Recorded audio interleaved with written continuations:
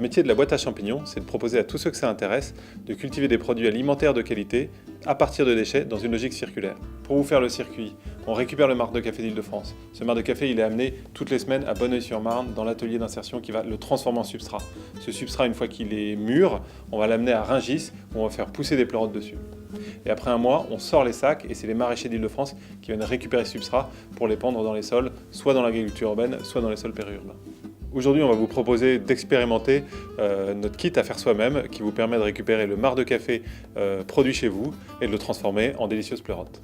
Dans une boîte à faire soi-même, il y a 3 sacs, du mycélium, du bois et un sac pour l'incubation. Le mode d'emploi et évidemment le petit vaporisateur. Il ne manque qu'un peu de café. Donc là, vous avez 600 g de café que vous pouvez aller chercher au bistrot du coin de la rue comme on l'a fait là, ou tout simplement le prendre dans votre cafetière.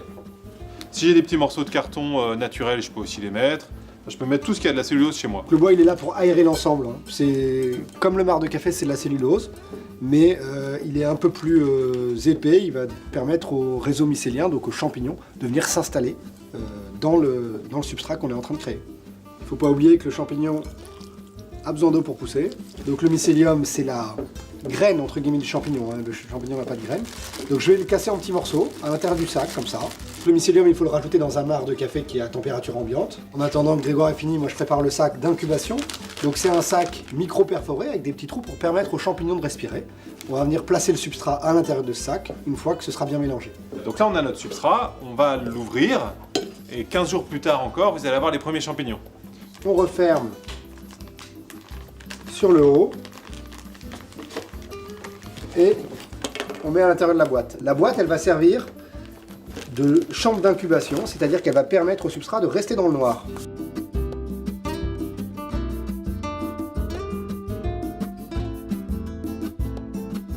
Comme on le fait de manière locale ou comme chacun peut le faire chez soi, on a un produit ultra frais qui va donner des qualités que vous ne trouverez jamais ailleurs. Nos pleurotes sont utilisées majoritairement par des restaurants étoilés. Donc Yannick Aleno, Thierry Marx, l'Élysée, Bercy sont des utilisateurs réguliers de ces pleurotes. On est vraiment dans une logique d'économie circulaire. Une fois que vous avez fait vos récoltes de champignons, ramener ce substrat plein de mycélium dans le sol, c'est réenrichir les sols, c'est les nourrir en biodiversité en fait.